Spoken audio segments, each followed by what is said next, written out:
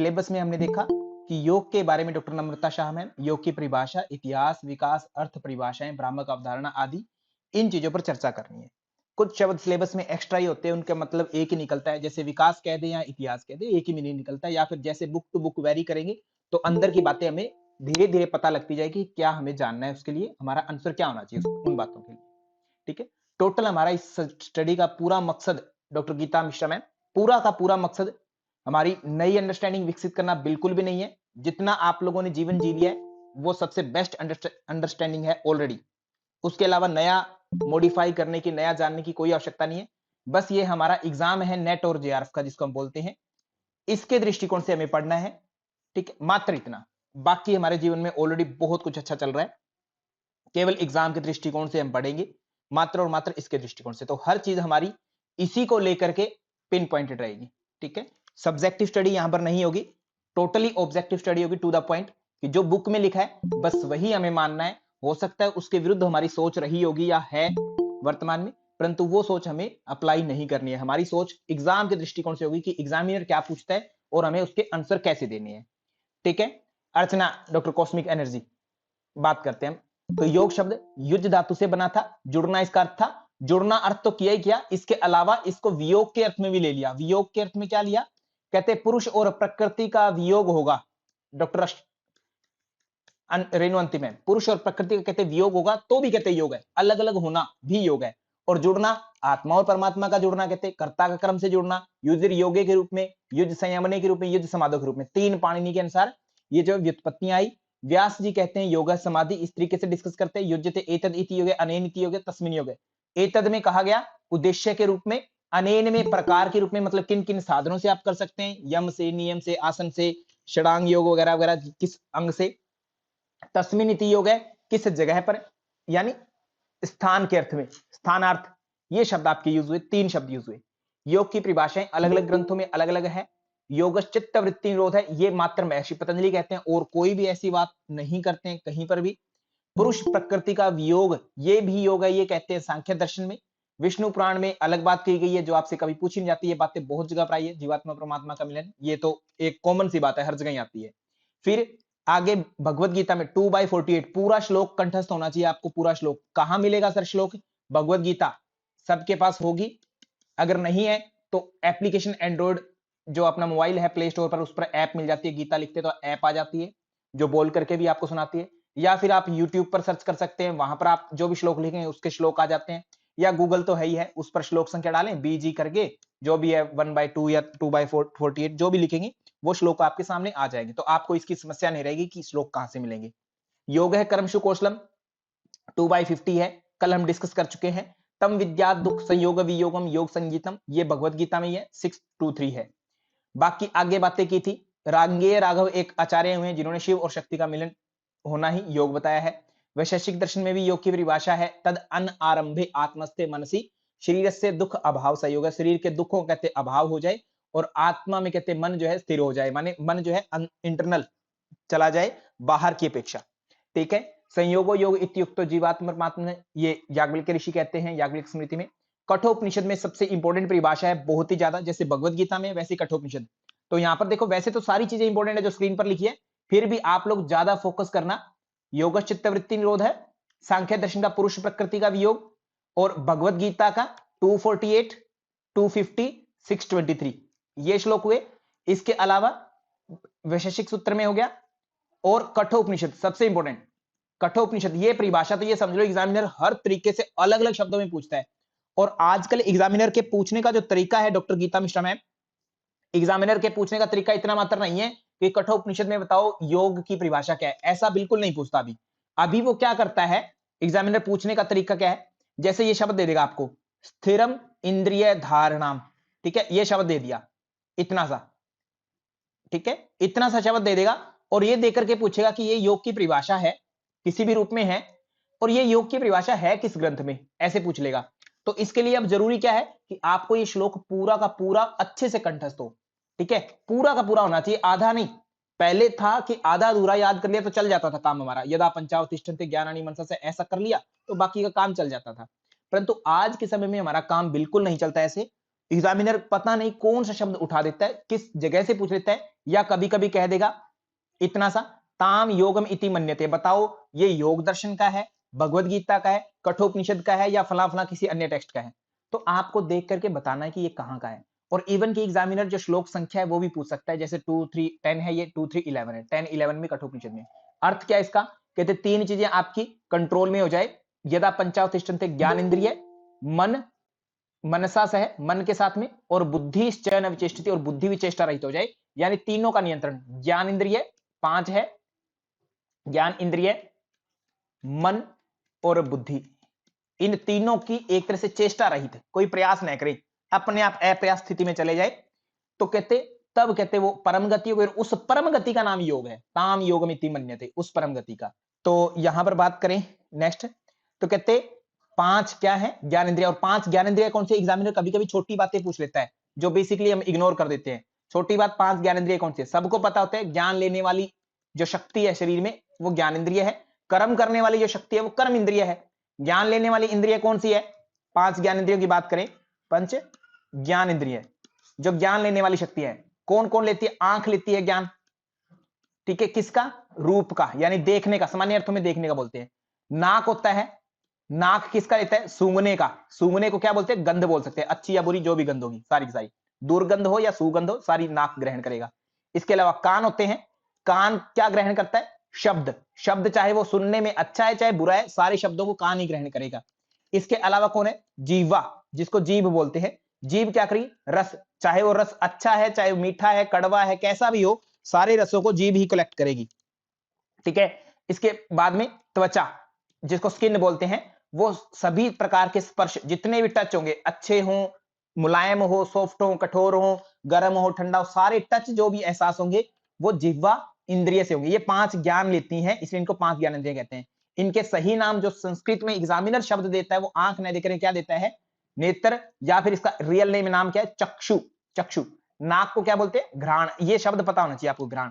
कान को कर्ण बोलते हैं, कर्ण। जीभ को बोलते हैं जिह्वा, या रसना बोलते हैं, रसना। त्वचा को त्वक बोलते हैं। ये पांचों ज्ञान लेती हैं, अंदर की साइड लेके जाती है। रूप देखा बाहर था, उसको अंदर लेकर के गई, ज्ञान लिया कि कैसा है रूप, अच्छा है या बुरा है, जो भी है, देखने का, गंध का, ये शब्द यही होने चाहिए, रूप रस गंध शब्द स्पर्श, ये होना चाहिए, ठीक है, ये ज्ञान इंद्रियां।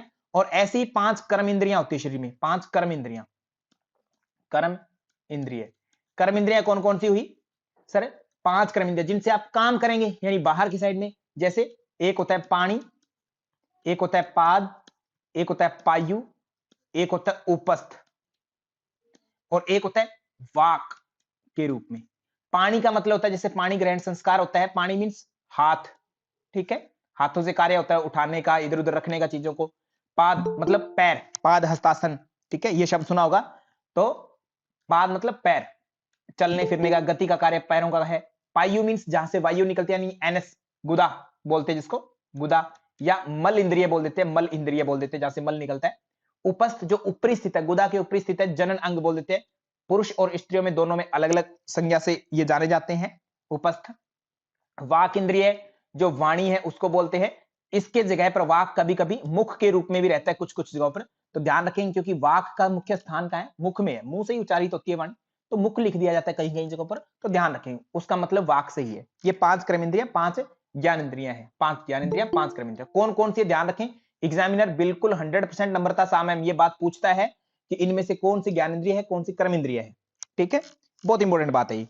एक साथ में इनमें मन होता है, मन जो होता है वो दोनों कार्य करते हैं, उभय इंद्रिय होता है, उभय इंद्रिय। उभय का मतलब होता है संस्कृत में दोनों साइड का, ठीक है, उभयमुखी मतलब जिसके 2 साइड मुंह है, ऐसे बोल देते हैं। या उभय इंद्रिय जो दोनों तरह की इंद्रिय का काम करती है। जैसे मन ज्ञान भी प्राप्त करता है, ज्ञान किसका प्राप्त करता है, जो भी पांचों इंद्रियां काम कर रही है उनका ज्ञान किसको रहता है, मन को रहता है। अभी जैसे आप स्क्रीन देख रहे हैं, आंखें तो देख रही हैं, इसका आवाज किसको हो रहा है, मन को, यानी मन ने कंट्रोल किया हुआ है उस रूप में, तो कार्य कर रहा है ये नियंत्रण के रूप में, और इससे ज्ञान पैदा कर रहा है आंखों से देख करके, वो क्या है, उसका ज्ञान इंद्रिय का कार्य है।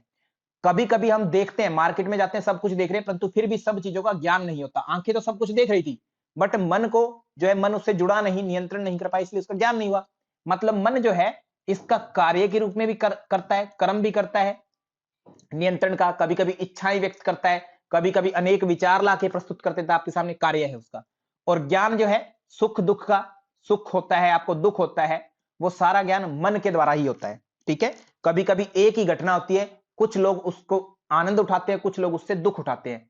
आपके साथ भी ऐसा होता है, एक घटना हुई, एक विशेष टाइम पर हुई तो आपको दुख हुआ, अगर कुछ दूसरे विशेष टाइम पर सेम घटना हुई तो उससे आपको सुख मिल सकता है। ठीक है, तो सुख और दुख ये मन के कार्य हैं। और कार्य तो ये क्या हुआ, उभय इंद्रिय। तो आपसे पूछते हैं पेपर 1 और पेपर 2 दोनों के लिए इंपॉर्टेंट है ये, उभय इंद्रिय क्या है, मन है। ठीक है, कर्म इंद्रिय ज्ञान इंद्रिय अलग अलग।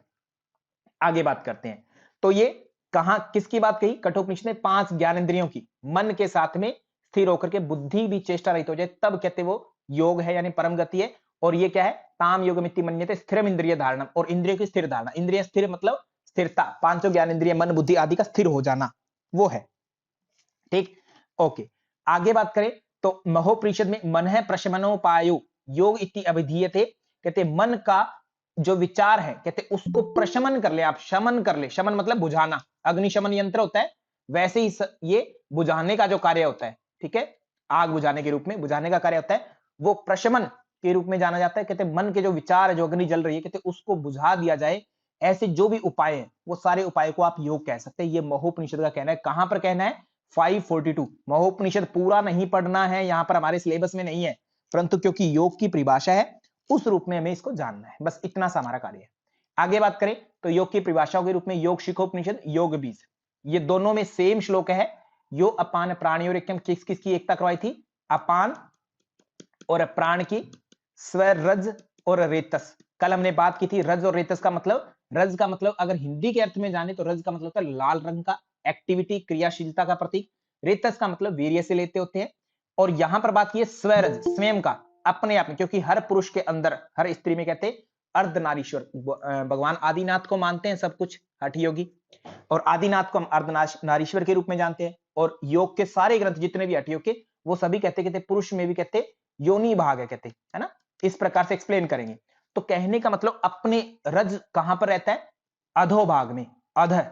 और रेतस का जो भाग है, ग्रंथ जो बोलते हैं वो ऊर्ध्व भाग में बताते हैं, ऊर्ध्व, ठीक, ऊपरी भाग में, यानी अध अपान के रूप में आप जानते हैं, और ऊर्ध्व में किसको जानते हैं, प्राण के रूप में। ठीक है, तो जैसे उनका मिलन होता है, कहते हैं ऐसे रज, स्वयं के रज को कहते हैं इस तरीके से ऊपर उठाना है कि वो रेतस से मिल जाए, ऐसा उनकी एकता से मतलब है इसका। ठीक है, अलग अलग शाब्दिक अर्थ निकाले जा सकते हैं, भावों के रूप में यहां पर चर्चा की जा रही है। सूर्य चंद्र मसूर योगम, सूर्य क्या होता है और चंद्र क्या होता है, तो सूर्य और चंद्र है जो नाभि की साइड में रहता होता है, ऐसा हठयोगी ग्रंथ कहते हैं कि हमारे भगवान शिव है, भगवान शिव के सिर पर अगर देखें तो चंद्रमा विराजमान है, तो यानी सिर भाग जो होता है, सिर वाला भाग, ऊपरी भाग है, वहां पर चंद्रमा रहते हैं। और नीचे वाली साइड जो है नाभि, वहां पर कौन सी अग्नि कही जाती है, जठराग्नि, ऐसे बोलते हैं ना, पेट में क्या जठर अग्नि है, जठर पेट को बोलते हैं, और अग्नि उसके अंदर है जो पाचन का कार्य करती है, वो कहते सूर्य के कारण है। ठीक है, तो नाभि में सूर्य, तो कहते इसी प्रकार से कहते सूर्य को और चंद्रमा की एकता करवाना, कहते वो योग है। ठीक है, जैसे कुंडली को ऊपर उठाएंगे उस रूप में। या फिर और वर्ड यूज करते तीसरा, चौथा, जीवात्मा और परमात्मा, जीवात्मा और परमात्मा। ठीक है, ये ऐसे शब्द होते चार, इन चारों की एकता ही क्या है, योग है। किसके अनुसार, योग शिखोपनिषद और योग बीज। योग बीज आपके सिलेबस में, परंतु योग शिखोपनिषद नहीं है सिलेबस में, परंतु उसके अनुसार योग की परिभाषा है, ये आपको जाननी जरूरी है। कहां पर है, योग शिखोपनिषद की बात करते हैं 1/68 में, योग बीज में कोई अध्याय नहीं है, 83 नंबर का जो श्लोक है वो एज इट इज दिया गया है। ठीक, ओके, हाँ, ठीक है, आगे बात करते हैं नेक्स्ट। तो अब योग की परंपरा और ज्ञास, कल हमने यहां तक बात कर ली थी कि वैदिक परंपरा के अनुसार मानना है, कहते हिरण्यगर्भ जो है आदि प्रवक्ता है, योग के आदि वक्ता है। ठीक है, शुरुआत में सृष्टि की रचना हुई तो कहते हिरण्यगर्भ से कहते सब कुछ उत्पन्न हुई है, हर चीज कहते हिरण्यगर्भ नाम से उसको सुशोभित करते हैं। एक्चुअल वर्ड तो ब्रह्म है कि वही अनादि है, परंतु कहते उसने अपने आप को किसके रूप में रिप्रेजेंट किया, हिरण्यगर्भ के रूप में। और वहां से कहते अंडे के समान सृष्टि की उत्पत्ति हुई, और धीरे धीरे जैसे पक्षी निकलता है कहते अंडे से, सेम वैसे ही एक मुंह निकला वगैरह वगैरह ऐसी चीजें, तो कहते वहीं से योग की शुरुआत हुई। वैदिक परंपरा तो ये कहती है। रही बात हठ योग परंपरा की, हठ योग परंपरा में जो है हठ योगी किसको मानते हैं, नाथ संप्रदाय, इनका एक संप्रदाय है नाथ संप्रदाय। नाथ संप्रदाय में कहते जो हमारे पहले गुरु थे, सबसे पहले नाथ जो थे वो कौन थे, आदिनाथ। क्या था, आदिनाथ, आदि शब्द का अर्थ होता है शुरुआती, प्रारंभ। ठीक है, पहला, आदि में पहला भी कह सकते हैं, प्रारंभ, ठीक है, जो सबसे पहले था, ठीक है। और आदिनाथ के रूप में हम अगर शाब्दिक अर्थ निकालते हैं तो भगवान शिव, है ना, भगवान शिव उनको बोलते हैं, ठीक है। तो नाथ संप्रदाय के सबसे पहले नाथ कौन हुए? आदिनाथ। उन्होंने ही कहते हैं हठ योग, हमें बताया, ठीक है, हठ योग के बारे में उन्होंने ही बताया। और हठ योग का अर्थ आप लोग जानते हैं कि हठ में हठ पूर्वक तो मतलब ही नहीं होता कि हम जोर जबरदस्ती करें, हालांकि वो क्रियाएं जरूर होती है, नेति आदि बस्ती आदि क्रियाएं होती है, आसन आदि होते हैं, परंतु हठ योग में हठ का मतलब मात्र जोर जबरदस्ती नहीं है। हठ शब्द कहते हैं, दो शब्द हैं, है और ठय, इन दो से बनता है। यहां पर है और ठय दोनों का अर्थ है से हकार कथित है सूर्य, ठकार मतलब चंद्र, ये शब्द जरूर ध्यान रखना, एग्जामिनर पूछता है। सूर्य, सूर्य क्या होता है? गर्म होता है, तो यानी कि है नाड़ी गर्मी का प्रतीक हो गई, ठीक है। और चंद्र जो है ठंडी शीतलता का प्रतीक हो गई, ठीक है। सूर्य कब आता है? दिन में आता है, तो इसलिए है जो है शब्द दिन का प्रतीक हो गया। और ठह रात, चंद्र रात्रि में आता है तो ये रात का प्रतीक हो गया, ठीक है, रात्रि का। और इसी तरीके से अगर हम बात करें तो सूर्य और चंद्र, सूर्य को इंग्लिश में क्या बोलते हैं? SUN, और चंद्र को क्या बोलते हैं? मून। अब एस के साथ में क्या लगता होता है? RST, आर बोले तो राइट, है नाड़ी किस साइड की होगी आपकी? किस साइड का होगा डॉक्टर दिनेश योगी जी? है किस साइड होता है? दाएं स्वर को बोलते हैं, बाएं स्वर को, ऐसा कहते हैं ना, कुछ लेफ्ट राइट ऐसा बोलते हैं। तो एस से याद रखिए, बहुत सारे बच्चे ना विचलित हो जाते हैं, चंद्र था दायां या बायां कौन सा था ऐसे। तो यहां पर देखो RSUN, सन बोलते हैं सूर्य को, और इसके साथ में आर होता है, तो राइट, यानी दायां स्वर जो है हमारा किसका प्रतीक है? हकार का है। और ठय जो है हमारा किसका प्रतीक हो गया? बायां, लेफ्ट का प्रतीक हो गया, ठीक है। इसमें तो ऑटोमेटिक यही ऑप्शन बचेगा, ठीक, ऐसे। और ऐसे ही जो है सूर्य नदियों के रूप में भी जाने जाते हैं। सूर्य जो है गर्मी का प्रतीक है, चंद्र ठंडा प्रतीक है। दो नदियां हैं, गंगा और यमुना, गंगा और यमुना, इन दोनों में से गीता त्रिवेदी मैम, गंगा और यमुना, इन दोनों में से गर्म और ठंडा पानी किसका है? गर्म पानी किसका है इनमें से? अर्चना, डॉक्टर कॉस्मिक एनर्जी वाले मैम, यमुना का पानी क्या होता है? गंगा की अपेक्षा गर्म होता है, ठीक है। यमुनोत्री में अगर आप जानते हैं सोर्स गर्म माना जाता है, और गंगा गंगोत्री में जाए तो बिल्कुल बर्फ का पानी है सर, बर्फीला है। तो गंगा और यमुना, तो अब है और ठह, सूर्य और चंद्र में से ठंडा किसको कहेंगे, गर्म किसको कहेंगे? सर सूर्य है वो गर्म है, तो गर्म से चार यूज करेंगे शब्द यमुना, यमुना नदी के रूप में ये जाना जाता है। चंद्र जो है ठंडा है, तो गंगा नदी के रूप में जाना जाता है, गंगा नदी के रूप में, ठीक है, गंगा नदी, ऐसे तुलना करते हैं संसार में। डॉक्टर गोगावत साहब, क्लियर है ना ये बातें? ठीक है। और अगर इसी तरीके से हम बात करें आगे, सूर्य चंद्रमा के रूप में हो गया। अब बात करते हैं गुणों के रूप में। तीन गुण होते हैं, सत्व रज तम, तीन गुण होते हैं। तीनों गुणों में अगर हम बात करते हैं सत्व की, तो सत्व तो एक ऐसा गुण है जो सबसे हल्का और सबसे बेस्ट गुण है। तो वो तो जब तक नाड़ियों में हमारे प्राण चलेगा, नासिका से, ऐसा ग्रंथ का कहना है, हठ योगी ग्रंथों का, कि जब तक सामान्य मनुष्यों की तरह आप श्वास लेंगे ना, तब तक कहते आप सामान्य गुणों में फंसे हुए हैं, यानी सात्विक नहीं हुए पूर्ण रूप से, यानी या तो रज में है या तम में है। तो अब इनमें देखो, तमोगुण किसको कहोगे? है और ठह में से तमोगुण किसको बोलोगे? एक को तमोगुण बोलना है। मोहित जांगड़ा साहब, कोई तुकबंदी करिए, कोई ऐसा लॉजिक लगाइए, किसको बोलेंगे? तमोगुण किसी को बोलना है, एक को। नम्रता शाह मैम, दिमाग लगाना चाहे तो आप भी लगा सकते हैं, ठीक है। इसमें बताइए किसको बोलेंगे तमोगुणी? सर तम का हिंदी अर्थ करते हैं, तम का हिंदी मतलब होता है तम राज की लिविश, अंधेरा कायम रहे, अंधेरा, इसको बोलते हैं तमोगुण को।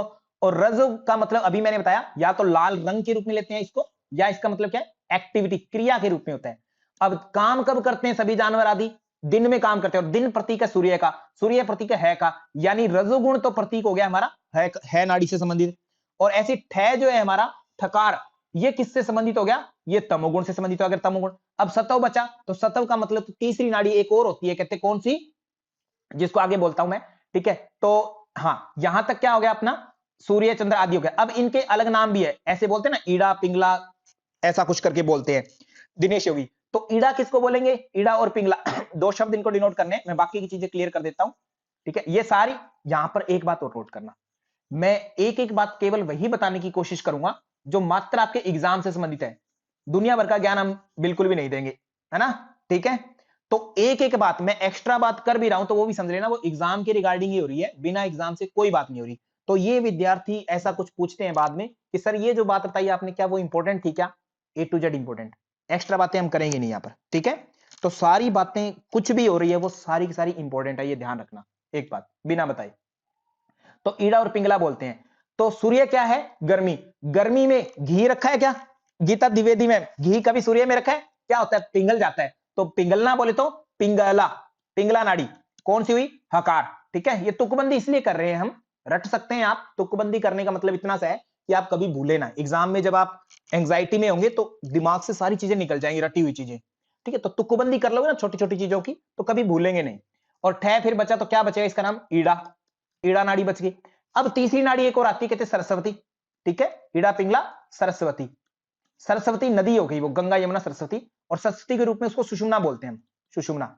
ठीक है, तो तीन नदियां हुई, गंगा यमुना और सरस्वती। गंगा किसको बोला? चंद्र को यानी ठकार को, और यमुना बोला सूर्य को यानी हकार को, और सरस्वती बोला सुषुम्ना को। ऐसा कहते हैं विद्वान जन, कहते हैं आपके दो नोस्ट्रिल है यानी स्वर हैं ये दो। ठीक है, यहां से कहते हैं आपके सांस आते हैं और जाते हैं, एक में कहते हैं गर्म चलता है, एक में ठंडा चलता है, कुछ समय बाद में इंटरवल इनका चेंज भी होता है। विद्वानों का ऐसा मानना है, जिन्होंने गहराई से इन चीजों को देखा। ठीक है, उनका ऐसा कहना है, और वास्तव में ये सत्य भी है, आप गहराई से देखते होंगे तो। एक समय कहते हैं ऐसा आता है जब हम इन श्वासों को छोड़ देते हैं पूरी तरह से, नासिका से जो चलने वाला श्वास है उसके बिना भी कहते हैं हम जीना सीख जाते हैं। पहले तो हमने केवल और केवल हार श्रृंगार के बिना जीना सीखा, भौतिक वस्तुएं जो थी महल मीनार, इनके द्वारा इनके बिना जीना सीखा, धीरे धीरे योग में गए तो। ठीक, अच्छा भोजन खाने के बिना जीना सीखा, धीरे धीरे कहते ऐसा भी सीख जाएगा योगी कि वो सांस के बिना जीना सीख जाएगा। माने श्वास में क्या होता है? एक होता है कहते हैं सांस लेते हैं आप, पूरक बोलते हैं। एक टाइम ऐसा होता है श्वास छोड़ते हैं, ठीक है, रेचक। एक होता है कुंभक, होल्ड करते हैं श्वास को। कहते हैं ये रेचक और पूरक तो ये सभी जन कर ही रहे हैं, सामान्य मनुष्य कर ही रहा है, सांस ले रहा है और छोड़ रहा है, ले रहा है और छोड़ रहा है, और बीच में कुंभक लगाना धीरे धीरे योगी सीख रहा है। और एक टाइम ऐसा आएगा जब वो ओनली एंड ओनली कुंभक की स्टेट में आ जाएगा, केवली कुंभक जिसको बोलेंगे, केवल कुंभक। ठीक है, ओनली कुंभक लग जाएगा उसका हमेशा के लिए, कि वो बिना इस नोस्ट्रिल से सांस जो आ रहा है इसके बिना जीना सीख जाएगा। हालांकि वर्तमान की जो एनाटॉमी है, मेडिकल साइंस है, उससे इसका अभी कोई वास्ता नहीं है, ये केवल योगी ग्रंथों तक एक तरह से वहीं तक सीमित है फिलहाल के लिए, क्योंकि ऐसा योगी मिलना इम्पॉसिबल है, ऐसा व्यक्ति जो बिना ब्रेथ के पाया जाए। कहते ऐसा पॉसिबल है, एक पॉसिबिलिटी व्यक्त कर रहे हैं हमारे शास्त्र, जिन्होंने रियल में करके देखा हो तभी उन्होंने बोला होगा, ऐसे तो बोलते नहीं है कोई भी संतगण। ठीक है, तो कहते एक समय आएगा जब केवली कुंभक हो, तो केवली कुंभक में कहते क्या स्टेट होगी? तब कहते प्राण जो है ईड़ा और पिंगला को छोड़ करके कहां चलता है? कहते सुषुम्ना में प्रवाहित होता है पूर्ण रूपेण। तब कहते उस समय सांस बाहर से लेने की कोई आवश्यकता नहीं है, मतलब योगी पूरी तरह से इंडिपेंडेंट हो जाता है। और योग का मतलब तो यही होता है कि अनअपेक्ष, किसी भी बात की अपेक्षा नहीं करने की, मुझे चाहत नहीं कि कुछ भी मेरे साथ रहे, हर चीजों से परे हो जाना। तो उस समय कहते केवली कुंभक की स्टेट होगी सुषुम्ना में। ठीक, ऐसा एक कल्पना है, अभी के लिए हम कल्पना की बात करें इसको, जो योगी करते हैं वो तो वास्तव में करते हैं, हम इसको प्रमाणित नहीं कर सकते, किसी व्यक्ति विशेष में देखा नहीं है, तो केवल कल्पना की बात अभी कही जा सकती है। परंतु ये ध्यान रखना मित्रों, ये मात्र कल्पना नहीं है, उसके बियॉन्ड है। ठीक है, तो ईड़ा पिंगला इन सभी के बारे में बात हुई हमारी सारी की सारी, ए टू जेड। किसको क्या बोला गया? एग्जामिनर पूछता है कि हकार के बारे में क्या सत्य है, ईड़ा के बारे में क्या सत्य है, तो इनमें से 4-5 नाम दे देंगे, उनको आपको जोड़ना होगा, ऐसी बात कर देते हैं। एक बात और करते हैं, आप लोगों को पता होगा सिंपैथेटिक और पैरासिम्पैथेटिक, ये दो nervous system, sympathetic nervous system और sympathetic nervous system, autonomic nervous system के दो भाग है। अगर नहीं पता है तो रट्टा लगा लीजिए, अगर पता है तो बहुत अच्छी बात है, नहीं तो एनाटॉमी जब मैं पढ़ाऊंगा वहां पर बहुत अच्छे से हम क्लियर करेंगे। Doctor Pramodini ma'am, sympathetic parasympathetic में अगर मुझे बांटना है ईड़ा पिंगला को, तो बताओ सिंपैथेटिक किसको बोलेंगे आप लोग? प्रमोदिनी सोनकुरसरे मैम क्लास में है क्या आप? एनाटॉमी आपकी काफी स्ट्रांग है। नम्रता शाह मैम, ईड़ा और पिंगला में से मुझे अभी बांटना है सिंपैथेटिक और पैरासिम्पैथेटिक में, किसको बोलूं मैं? सर मुझे बताइए स्ट्रेस कब होता है अपने को? स्ट्रेस कब होता है? स्ट्रेस बोले तो दबाव, शरीर पर दबाव कब बनता है? एस से स्ट्रेस सिंपैथेटिक में, सिंपैथेटिक में बनता है। और स्ट्रेस बनने का मतलब कि जैसे सपोज करो कि आपके सामने शेर आके खड़ा हो गया, स्ट्रेसफुल कंडीशन है, कुत्ता आपको काटने जा रहा है, स्ट्रेसफुल कंडीशन है। ठीक है, ऐसी चीज जो नॉर्मल नहीं है, अब नॉर्मल एक साथ एकदम से हो जाए, तो उस टाइम में एकदम से डर जाता है व्यक्ति। डरने से क्या होता है? सिंपैथेटिक नर्वस सिस्टम एक्टिवेट होता है फियर में, या लड़ने पर उतारू होगा, हार्ट रेट क्या होगी? तेज होगी, उसकी हार्ट रेट तेज होगी, और तेज होगी, ब्लड प्रेशर बढ़ जाएगा, ब्रेथ रेट बढ़ जाएगी, वगैरह वगैरह, है ना, ब्रोंको डायलेशन हो जाएगा, वैसो कॉन्स्ट्रिक्ट हो जाएंगे, उसकी काफी सारी एक्टिविटीज हो जाएंगी उसके एक साथ में। तो उस टाइम का मतलब क्या है कि एक्टिविटी ज्यादा होगी। अब देखो, और दूसरा है पैरासिम्पैथेटिक। पैरासिम्पैथेटिक का मतलब क्या है कि सर सिंपैथेटिक का उल्टा, पैरासिम्पैथेटिक ऐसा है कि आप ओवर रिलैक्स हो गए। ओवर रिलैक्स का मतलब कि सर ब्रेथ बिल्कुल लो हो गया, बिल्कुल, ठीक है, जितना उसके, और अपना हार्ट रेट बिल्कुल स्लो हो गया, ब्रोंकाइज बिल्कुल पतले हो गए, ठीक है, वेसल्स पूरी तरह से फैल गए, बीपी बिल्कुल गिर गया, वो है पैरासिम्पैथेटिक के लक्षण ज्यादा होने पर। अदरवाइज ये दोनों एक साथ चलते हैं, एक दूसरे को बैलेंस करते हैं हमेशा ही। तो अब मुझे बताओ आप, थोड़ा सा एनाटॉमी के ज्ञान है किसी विशेष व्यक्ति को, मैंने अभी बताई नहीं है बातें एनाटॉमी में, ठीक है, आपको पढ़ाया नहीं है, कल ही हमारी क्लास स्टार्ट हुई है, परंतु फिर भी अगर किसी विद्वान को पता है तो बताइएगा। हकार को हम क्या बोलेंगे, सिंपैथेटिक या पैरासिम्पैथेटिक? सर एक्टिविटी बढ़ रही है यहां पर, रजोगुण है, रजोगुण मतलब क्रिया का प्रतीक, सूर्य मतलब दिन का प्रतीक, दिन में काम होते हैं, सारे काम होते हैं, तो मतलब इसको अगर बांटना है तो हम किस में बांटेंगे, सिंपैथेटिक में बांटेंगे इसको, ठीक है। और इड़ा ठंड का प्रतीक, शांति का प्रतीक, रिलैक्स का प्रतीक, तमोगुण स्थिरता का प्रतीक, तमोगुण स्थिर। और ये ध्यान रखना, हम कभी कभी तीनों गुणों को, सत्व रज तम तीनों गुणों को हमारी आवश्यकता के आधार पर हम यहां से बोलते हैं कि तमोगुण बड़ा है मतलब बुरा गुण है, रजोगुण है बुरा हो सकता है, सतोगुण अच्छा है, ऐसे अच्छे बुरे में बांटते हैं। सामान्य मनुष्यों के यही काम होते हैं, अच्छे और बुरे में बांटना, और हम सामान्य मनुष्य ही हैं, ठीक है। परंतु एक अलग स्तर पर जाके देखते हैं तो तमोगुण बुरा गुण नहीं होता। तमोगुण क्या है, वस्तुओं के एग्जिस्टेंस के लिए, उनके बने रहने के लिए बहुत इंपॉर्टेंट गुण है एक, ठीक है, कि वो बनी रहे।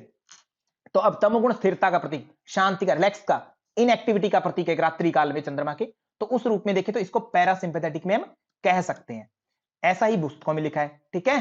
तो ये आपको इस तरीके से ध्यान रखना है, क्या है, कल को थेरापेटिक कोई क्वेश्चन बनता है एग्जाम में या किसी अन्य रूप में प्रश्न बनता है तो ये आपकी ये टेबल काफी हेल्पफुल रहेगी। ये वैसे किसी पुस्तक में नहीं मिलेगी, मैंने आपको जोड़ करके बता दिया यहाँ पर, ठीक है। ओके, भारद्वाज साहब आगे चलते हैं। तो कहते हैं ये योग के जो है प्रवक्ता रहे हैं वैदिक परंपरा के अनुसार हिरण्यगर्भ। हठयोग परंपरा में देखा आदिनाथ जी, आदिनाथ भगवान शिव का प्रतीक है, सभी हठयोगी इन्हीं को पहला अपना गुरु मानते, आदि गुरु आदिनाथ के रूप में जानते हैं। सबसे पहले फिर भगवत गीता की परंपरा है, योग की परंपरा, यहां पर सबसे सिस्टमेटिक परंपरा दी गई है शास्त्रों के रूप में, जितने भी हमारे सिलेबस में परंपरा सबसे बेस्ट यहीं पर दी गई है। ये कहते हैं भगवान श्री कृष्ण बोले भगवान के रूप में, कहते हैं मैं आदिकाल से हूं इस सृष्टि में, ठीक है, और मैंने सबसे पहले विवस्वान को यह दिया ज्ञान, विवस्वान, ठीक है, विवस्वान का मतलब सूर्य, एग्जामिनर आपको सूर्य भी दे सकता है या विवस्वान भी दे सकता है, जिस श्लोक में जो शब्द दिया गया। विवस्वान के बाद में कहते उन्होंने, कहते उनको दिया, उन्होंने अपने पुत्र मनु को दिया, मनु ने आगे अपने इक्ष्वाकु को दिया, इक्ष्वाकु, ठीक है, इक्ष्वाकु ने कहते ऐसे राज ऋषियों की परंपरा चली, है ना, ऋषियों में परंपरा चलती गई, हेड हेड ऋषि अपने आप में लेते गए ज्ञान। फिर वैसे जो है परंपरावश चलती है चीजें एक कान से दूसरी चीज में, कान में, तो धीरे धीरे वो चीजें अपना रूप बदलने लगती है, ठीक है, कम्युनिकेशन में बैरियर आने लगता है, मिस होने लगते, तो कहते वो लुप्त हो गया, और लुप्त होने पर कहते आज मैं फिर से कृष्ण के रूप में, श्री कृष्ण के रूप में, पहले मैं किसी और रूप में था, जब भी किसी काल में रहा हूं, भगवान के रूप में, हिरण्यगर्भ के रूप में वगैरह वगैरह, सृष्टि के आदि में, ठीक है, आज मैं कृष्ण रूपी शरीर के रूप में मैं तुम्हें अर्जुन, अर्जुन को कुरुक्षेत्र के मैदान में, ठीक है, युद्ध के मैदान में, कहते आज तुम्हें मैं ज्ञान दे रहा हूं, फिर से वो योग बता रहा हूं, ऐसी बातें थी, ठीक है। तो ये परंपरा बन जाती है, इसको सीक्वेंस में ध्यान रखना। सबसे इंपॉर्टेंट क्या है, ये श्लोक याद होना चाहिए, श्लोक याद होगा तो किसी भी तरीके से आप ये मिस नहीं कर पाएंगे, गलत नहीं कर पाएंगे, क्वेश्चन हमेशा सही रहेगा आपका, ठीक है। ओके डन, आगे बात करें तो कहते योग का जरूरी क्या है, योग करें क्यों, कहते योग का पहली बात तो ये लक्ष्य ध्यान रखना, योग का जो लक्ष्य है, ठीक है, सभी ग्रंथ अलग अलग बोलते हैं। हठ योग परंपरा की अगर बात करें, हठ प्रदीपिका आदि की, हठ योग में स्पेशली, ठीक है, तो वो बोलते हैं केवलम राजयोगाय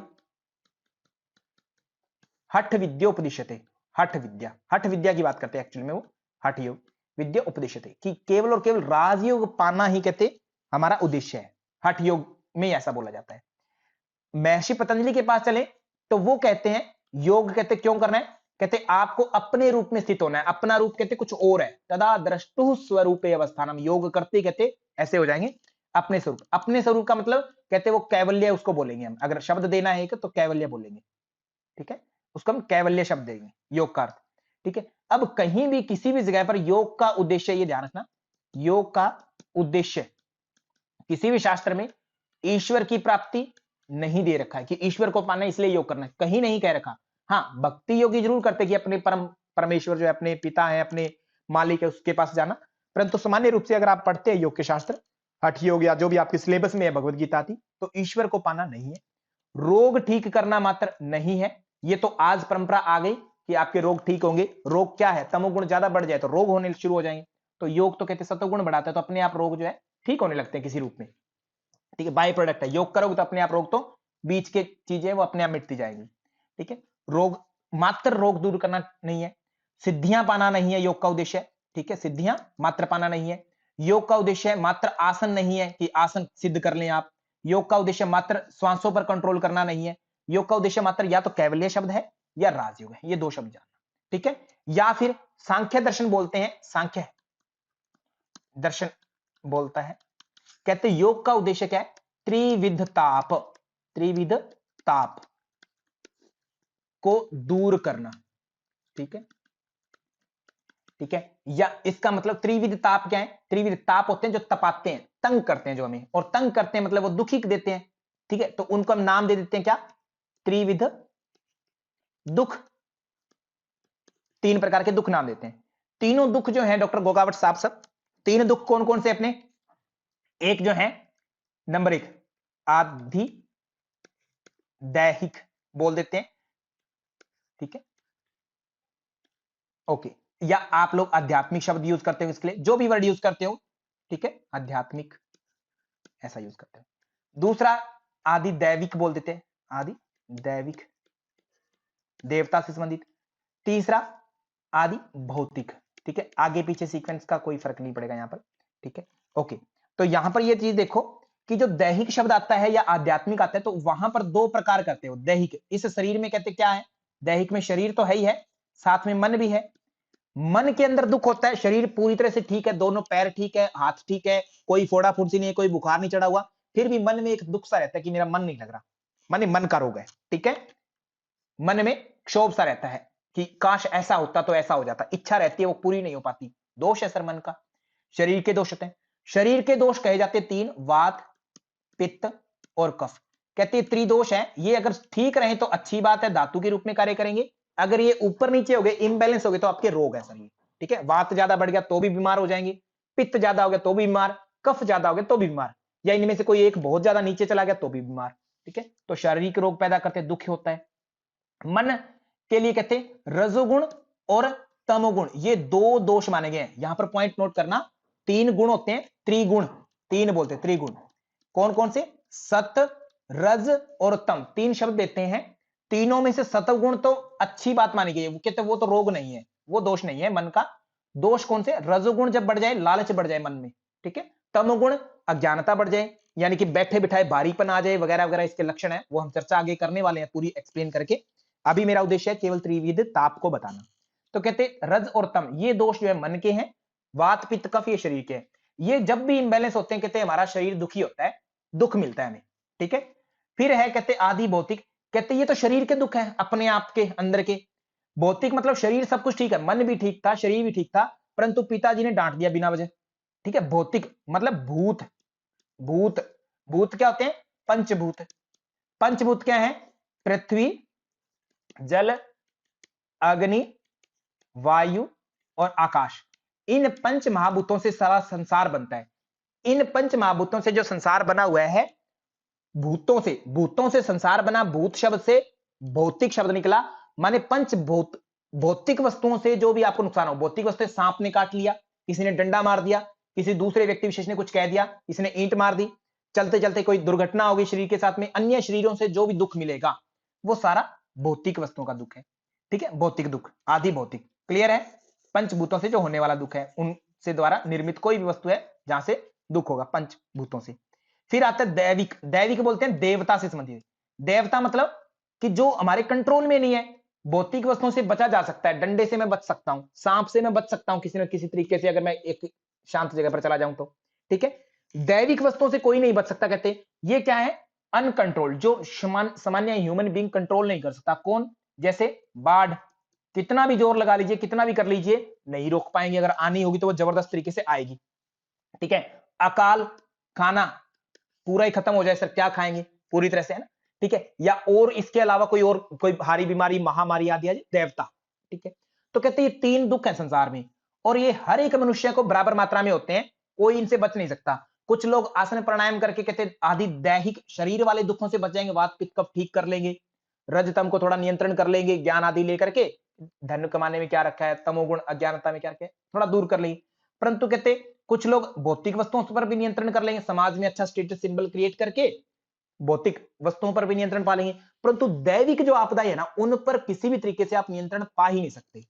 ठीक है, कितना भी कोशिश कर लीजिए, है ना, संतान प्राप्ति नहीं होती किसी को, सब कुछ है ए टू जेड, हर जगह मान सम्मान है, सारी चीजें हैं, शरीर बहुत सुशील है, सुंदर है, ए टू जेड बहुत अच्छा घर बार है, संतान प्राप्ति में दुख आ जाता है, दैविक आपदा है सर। ठीक है, हर तरीके से जिनको कंट्रोल नहीं कर सकते, तो कहते हैं दैविक आपदा से नहीं बच पाओगे फिर। तो ये तीन दुख है, कहते हैं हर व्यक्ति को किसी ना किसी रूप में शरीर है, तो कहते हैं तीनों दुख है ही है। तो कहते इनको दूर करना है। वो कौन बात करते हैं ये तीन दुखों की? सांख्य दर्शन में बात होती है, पॉइंट नोट करिएगा, कल को प्रश्न आ जाता है कि तीन दुखों की बात किसने की? सांख्य दर्शन में। ठीक है, ओके। तो तीन दुख कौन से हैं? दैहिक, दैविक और भौतिक तीन हैं। इनके भाग कर लेते हैं कि शारीरिक और मानसिक, ऐसे भाग कर लेते हैं आगे जाकर के। दैहिक के दो भाग, दैविक में केवल देवता वाले आ गए, अनकंट्रोल्ड नेचुरल क्लाइमेटिस आ गई, और भौतिक में भौतिक वस्तुओं वाले दुख आ गए। ये इस प्रकार से तीन दुखों की हम बात करते हैं। ठीक है, इन दुखों से कहते हैं बचाएंगे हम। ठीक है, इन तीनों दुख से कुछ भी करिए, इन तीनों दुख से बच जाएंगे आप। बचने का मतलब है मुक्त होना, और मुक्त को संस्कृत में बोल देते हैं हम अच्छे वर्डों में मुक्ति बोल देते हैं, कि मुक्ति पानी है। ठीक है, मुक्ति। कुछ लोग इसको बोल देते हैं मोक्ष। ठीक है, पाना है, यानी योग का उद्देश्य क्या हो गया? मुक्ति या मोक्ष। अब सांख्य दर्शन एक बात और कहता है कि मैं प्रकृति और पुरुष दो मानता हूं। आप मुक्ति कैसे करेंगे? कि पुरुष अपने घर में आ जाए वापस, पुरुष बोले तो आत्मा अपनी जगह पर चला जाए, प्रकृति से अलग हो जाए, तभी कहते ये पॉसिबल है। नहीं तो पुरुष जब तक प्रकृति के साथ में रहेगा तब तक कहते उसको दुख होते ही रहेंगे, कुछ भी उसका उपाय नहीं है, होते ही रहेंगे। तो कहते इससे मुक्त हो जाओ, मोक्ष पालो, यही कहते योग है। यानी कि कहने का मेरा मतलब है कि योग का उद्देश्य क्या क्या हो गया? योग का उद्देश्य कैवल्य कह सकते हैं आप, तीन दुखों से मुक्ति बोल सकते हैं, दुख से मुक्त होना बोल सकते हैं। ठीक है, या मुक्ति बोल सकते हैं केवल, या मोक्ष बोल सकते हैं। कुछ दर्शन में जो जैन दर्शन है वो बोलेंगे निर्वाण या निब्बाण बोलेंगे आप इनको, बौद्ध दर्शन में। ठीक है, अलग अलग वर्ड बोलेंगे। कुछ लोग न्याय दर्शन की बात करें तो अपवर्ग बोलेंगे इसको। ठीक है, ऐसे अलग अलग शब्द होंगे। ये है, ईश्वर को पाना कहीं पर भी नहीं लिखा है। ईश्वर के लिए तो दर्शन ये बोलते हैं, दर्शन क्या कहते हैं?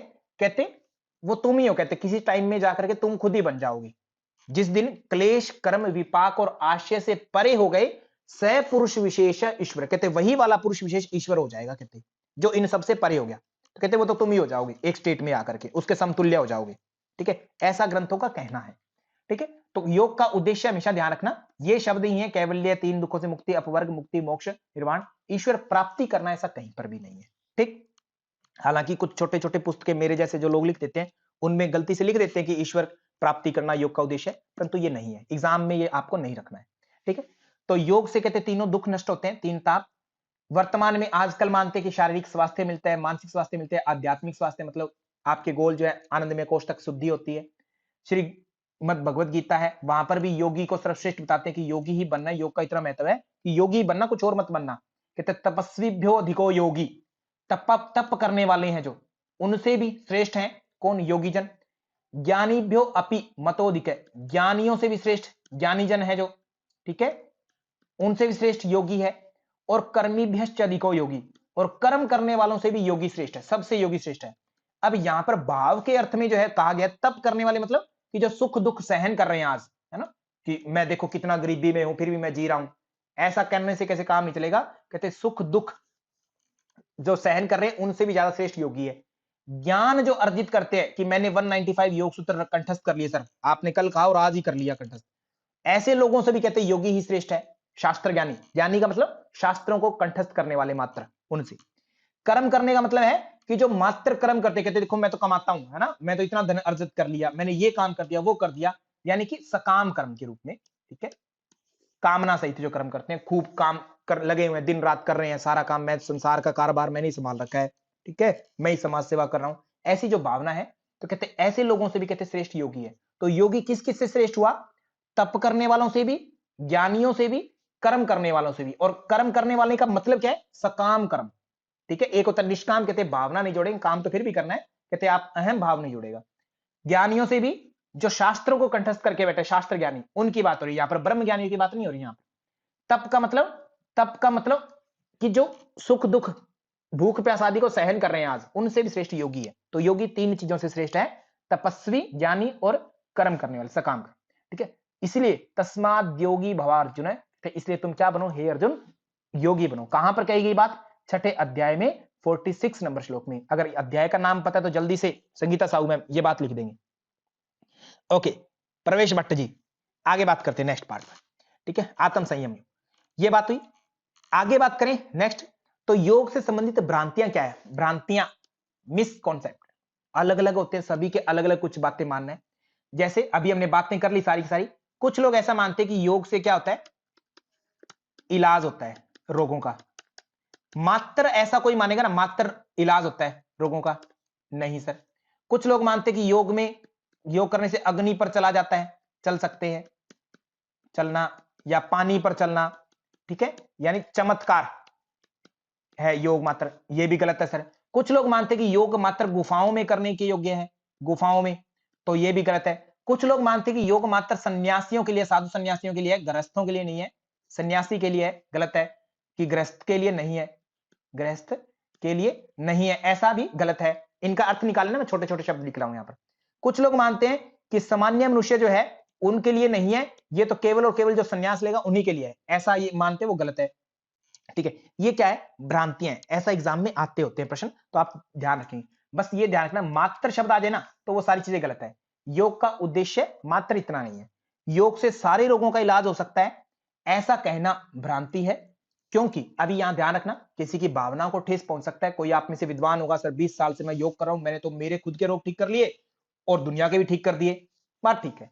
परंतु एज पर रिसर्च अगर बात आए, और आपको क्योंकि एग्जाम देना है, उस बिहाफ पर आप मात्र और मात्र भावना से काम नहीं चलाएंगे। आपने कर दिए हैं, हुए हैं ठीक, होते भी है, क्योंकि योग सीधा कहता है कि आपको तीनों दुखों से मुक्त कर दूंगा, तीनों दुखों से। इसका मतलब कोई भी रोग का नाम दे दो, वो तो ठीक होना ही होना है। कहने में तो ये बात ठीक लग रही है, परंतु as per text, as per exam आपको ये बात भ्रांति ही कहनी है, ध्यान रखना। क्योंकि अभी तक सभी रोगों पर जो रिसर्च जो है पूरी नहीं हो सकी है, और ना ही कभी हो पाएगी। तो इसलिए ये कहना अभी के लिए भ्रांति है आज के समय में। ठीक है, ये ध्यान रखना। हाँ, ठीक है, तो योग से सभी रोगों का इलाज हो सकता है, ऐसा जो मानता है वो एक भ्रांति है।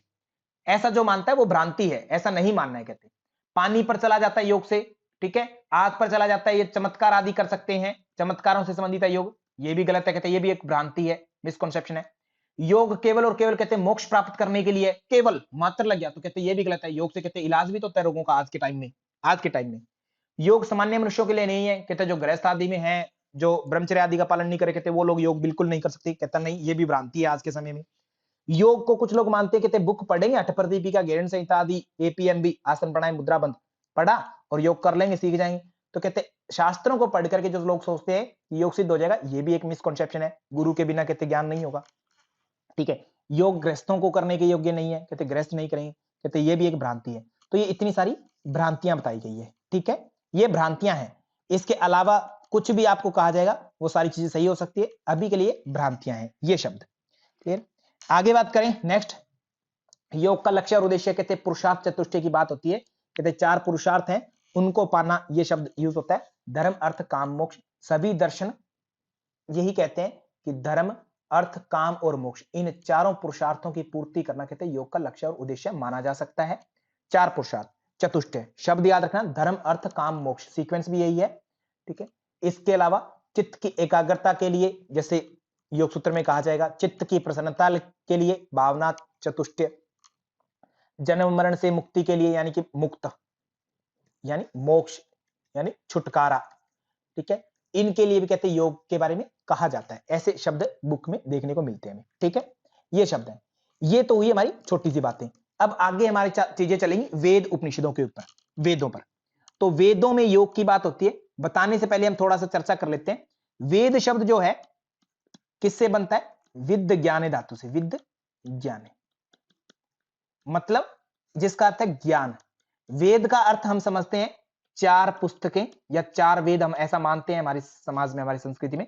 परंतु वेद शब्द जो है ना, इसका रियल मीनिंग है ज्ञान, नॉलेज, रियल नॉलेज। ठीक है, ज्ञान से है, शब्द शाब्दिक अर्थ जो है वेद का। ठीक है, जैसे योग शब्द है, योग शब्द किससे बना था, किस धातु से? युज धातु से बना था, युज धातु, जिसका मतलब था जोड़ना, ठीक है, जोड़ना। इस धातु का मतलब युज धातु से बना था, धातु युज थी, ठीक है। उसके बाद में व्युत्पत्तियां अलग अलग आई। ऐसे सेम वेद जो है विद धातु से बनता है, विज्ञानी, जिसका मतलब ज्ञान, ठीक है। अब इसके बारे में बात हुई, कहते वेद कितने हैं, कैसे हैं। कहते एक समय था, ऋषि हुए अलग अलग, उन्होंने प्रार्थना की, ईश्वर से प्रार्थना की, ईश्वर के प्रति समर्पण भाव किया, भक्ति की, और उनके मस्तिष्क में कहते ज्ञान उपजा किसी भी रूप में, ठीक है। तो जो ज्ञान है उनके दिमाग में आया, ईश्वर, उन्होंने क्या कहा, कहते हमें ईश्वर ने ये ज्ञान बताया, ईश्वर से हमने साक्षात सुना है, कहते श्रवण किया, कहते ठीक है, श्रवण। ये सुनकर के उन्होंने अपने शिष्यों को बात बताई, ठीक है। उन शिष्यों ने अपने शिष्यों को बात बताई, ऐसे ये चला आगे की आगे। तो कैसे चला, सुन करके आगे बढ़ा, तो सुनने के आगे बढ़ा, तो इसको बोला श्रुति। वेदों को क्या कहा, श्रुति बोला इसको, ठीक है, श्रुति, ठीक है। सुनने से जो आगे बढ़ा ज्ञान, उसको श्रुति बढ़ा। और धीरे धीरे ये सुनने में था, लिपिबद्ध नहीं किया गया, लिपिबद्ध मतलब हैंड राइट जो है, लिखा नहीं गया, केवल ज्ञान ऐसे गुरुजी ने बताया, शिष्य को चलता गया। फिर धीरे धीरे जैसे सुनने से कम्युनिकेशन में हमेशा ब्रेक आ जाता है, दिक्कत हो जाती है, बैरियर आते हैं, बातें ऊपर नीचे हो जाती है मात्र सुनने मात्र से, तो कहते हैं इसको लिख देते हैं। तो किसी के मन में आया, उन्होंने लिख दिया, लिपिबद्ध किया, ठीक है। तो फिर हमारे सामने वेद आए लिखित में, लिखित के रूप में जब आए, तो प्रथम वेद किसको बोला गया, प्रथम पुस्तक लिखी गई वेद के रूप में, प्रथम क्या नाम दिया उसको, अथर्ववेद था या सामवेद, क्या था, बताइए दिनेश योगी जी। बहुत बढ़िया सर, प्रथम पुस्तक ऋग्वेद है ना, ऋग्वेद प्रथम पुस्तक है, गीता त्रिवेदी मैम, ऋग्वेद, ठीक है, ओके डन। तो अब आपके लिए प्रश्न बना, प्रथम वेद कौन सा है, ऋग्वेद। भारतीय संस्कृति के अनुसार, भारतीय परंपरा के अनुसार प्राचीनतम पुस्तक कौन सी है, ऋग्वेद, ठीक है। प्रथम वेद, प्राचीनतम पुस्तक ऋग्वेद, पहली बात। दूसरी बात, वेद के बाद में दूसरी बात बोलिए, दूसरा कौन सा है, यजुर्वेद। तीसरा कौन सा है, सामवेद, ठीक है। ऐसा कहा गया कि पहले प्रारंभ में कहते 3 ही वेद लिखे गए, लिपिबद्ध हुए, तो तीनों के कारण क्या कहा गया इन तीनों शब्दों को, वेद त्रयी। जितने भी आप उपनिषद देखेंगे, तो जहां पर भी आपको त्रयी संहिता या त्रयी विद्या के नाम से जो शब्द मिलेगा, मतलब वेद त्रयी, इन तीनों की बात है, ऋग्वेद, यजुर्वेद, सामवेद। उसके बाद में कहते फिर संकलन हुआ, तो कहते एक और वेद की उत्पत्ति हुई, यानी अथर्ववेद। ये वेदों की सीक्वेंस है, पता होना चाहिए, आपके एग्जाम में आते हैं ये चीजें, आ भी सकती हैं, नहीं भी आते तो भी आप एक संस्कृति के नाते आपको ये चीजें बेसिक पता होनी चाहिए, ऋग्वेद, यजुर्वेद, सामवेद, अथर्ववेद। इनमें अलग अलग की चीजें हैं, जैसा कि मैंने बताया पहला वेद कौन सा था, ऋग्वेद। ऋग्वेद प्रथम था, तो ऋग्वेद में सारी चीजें दी गई, और ये सबसे ज्यादा बड़ा था मंत्रों के दृष्टिकोण से, सबसे ज्यादा मंत्र आए इसमें, ठीक है, आए, ऋग्वेद सबसे बड़ा हो गया। अब ऐसा विद्वानों का देखो, पुस्तकें जब आप पढ़ते हैं, ऋग्वेद तो मैंने, वेदों को तो असल में मैंने नहीं पढ़ा है व्यक्तिगत रूप से, मैं पहले क्लियर कर देता हूं, ठीक है, और पढ़े भी नहीं जाते हैं, ठीक है, ऐसी उनकी भाषा है। तो कहने का मतलब जो इनकी पुस्तकों के बारे में जो लिखा गया, जहां पर उनमें लिखा गया कि ऋग्वेद में मंत्र सबसे ज्यादा है, और जो अन्य वेद बने कहते वो जो है यहीं से मंत्र कुछ कुछ लिए इन्होंने, ठीक है, और कुछ अपने मंत्र वगैरह कुछ यहां से लिए, तो कहते बाकी जो वेद है उनमें ऋग्वेद से कॉपी मंत्र मिलते हैं, ठीक है, ऐसा है। तो ऋग्वेद में सबसे ज्यादा हुए, फिर यजुर्वेद, फिर सामवेद, और फिर अथर्ववेद, 4 वेद हुए। पहले थे 3 वेद, तो इसलिए उनको वेद त्रयी कहा गया। 4 वेद हुए अथर्ववेद, अथर्ववेद। इन वेदों को कहते ये एज इट इज वेद नहीं है, कहते ठीक है, पहले क्या बनी, संहिताएं बनी, ठीक है, संहिताएं बनी। जैसे सपोज कीजिए किसी ने योग सूत्र लिखा, योग सूत्र के आधार पर किसी ने उसका भाष्य किया, योग भाष्य हुआ, ठीक है, योग भाष्य पर फिर किसी ने और अपनी टीका टिप्पणी की कि इन्होंने ये बात सही बताई है और ये गलत बता दी, ऐसे टीका की किसी ने, तब जाकर के एक क्या बना, दर्शन बना, योग दर्शन, ठीक है, ऐसे ही बनता है योग दर्शन, किसी को पता है तो, ठीक है। सेम ऐसे कहते हैं वेद, ऐसे कैसे नहीं है कि ऋग्वेद पुस्तक दे दो, ऐसा नहीं है, उसमें कहते 4 चीजें होती है, संहिताएं होती हैं, ठीक है, पहली बात संहिता, उसके बाद में उसके ऊपर ब्राह्मण ग्रंथ लिखे जाते हैं, ब्राह्मण ग्रंथ, उनको समझने के लिए, अंडरस्टैंड करने के लिए, ब्राह्मण ग्रंथों को और समझने के लिए कहते हैं, उनको सिंप्लीफाई करने के लिए आरण्यक होते हैं, आरण्यक का मतलब होता है जंगल, ठीक है, जो जंगलों में बैठ करके लिखे गए आरण्यक। उसके बाद में उनको भी और इजी वे में कहते हैं उपनिषद, उपनिषद। ये 4 रूपों में कहते हैं वेदों का प्रकटीकरण हुआ, सिंप्लीफाई हुआ। तो पहले क्या थी, संहिताएं, जिनको मंत्र संहिता बोल देते हैं आप, या श्रुति परंपरा से जो आते हैं उनको बोल देते हैं, वेदों को श्रुति बोलते हैं, ठीक है, श्रुति ग्रंथ। ब्राह्मण ग्रंथ जो है फिर आए दूसरे नंबर पर, तीसरे नंबर पर आरण्यक ग्रंथ आए, चौथे नंबर पर उपनिषद आए। ये 4 शब्द है, ठीक है। ये परंपरागत ऐसे ही प्रादुर्भाव हुआ कहते हैं वेदों का इस तरीके से। ये वर्ड आप याद रखें, ठीक है। तो शब्द पढ़ लेते हैं। वेद शब्द कहते हैं संस्कृत भाषा के विद ज्ञाने धातु से बना। वेद सनातन परंपरा में, हाँ एक बात और, कहते हैं कि वेद जो है ईश्वर की वाणी है, कि ईश्वर ने बताया हमें, किसी व्यक्ति विशेष ने नहीं खोजा इसको, किसी ने अपना श्रेय नहीं लिया। भारतीय संस्कृति में यह सबसे बड़ी खासियत है डॉक्टर गोगावत साहब कि कोई भी अपना श्रेय नहीं लेता, कोई भी ये कहते नहीं कि मैंने किया ही, वो सब कहते कहते उनकी कृपा है ना, ईश्वर की कृपा है, भगवान आदिनाथ की कृपा है, उनकी कृपा है। अपने आप में कोई नहीं कहता कि मैंने ये कर दिया, सब कहते मैंने तो कुछ किया ही नहीं, ऐसा भाव व्यक्त करते हैं। सेम ऐसे वेदों के बारे में जो भी ऋषिवर हुए उन्होंने कहा कि मुझे ईश्वर ने बताया, ईश्वर की वाणी है, और ईश्वर की वाणी कभी भी गलत नहीं होती, झूठ नहीं होती, तो इसलिए वेद क्या है, शाश्वत सत्य है, ठीक है, सत्य है, पूर्ण रूप से सत्य है, ठीक है, कोई झूठ नहीं कहते इसमें, ईश्वर की वाणी होने का। और क्योंकि ये ईश्वर की वाणी है, किसी व्यक्ति ने नहीं कही है, ईश्वर की वाणी है, और किसी पुरुष ने नहीं की, तो ये क्या है, अपुरुष, यानी असल में अपौरुषेय, ईश्वर के द्वारा नहीं रचना है, अपौरुषीय ग्रंथ, ठीक है। तो वेद सनातन परंपरा के अनुसार अपौरुषीय मतलब पुरुष द्वारा के द्वारा, किसी व्यक्ति विशेष द्वारा नहीं लिखा गया, ये ईश्वर की वाणी है, यानी श्रुति है, ठीक है। वेद वर्तमान में आज 4 हैं, किसी समय पर 3 वेद थे, वेद त्रयी शब्द था, जिसमें ऋग्वेद, यजुर्वेद, सामवेद था। आज चौथा वेद कहते अथर्ववेद है, वेद प्राचीनतम वेद ऋग्वेद है, जो सबसे बड़ा और विशाल है, ऐसा कहा जाता है। आगे वेदों की परंपराओं पर हम चर्चा करेंगे, आगे वेदों के प्रकार आदि, उनमें योग के ऊपर। तो आज के लिए मैं इतना ही करवाता हूं, संपन्न करता हूं। थैंक यू टू ऑल, धन्यवाद आप सभी का। किसी का कोई प्रश्न विशेष तो पूछ सकते हैं, उससे पहले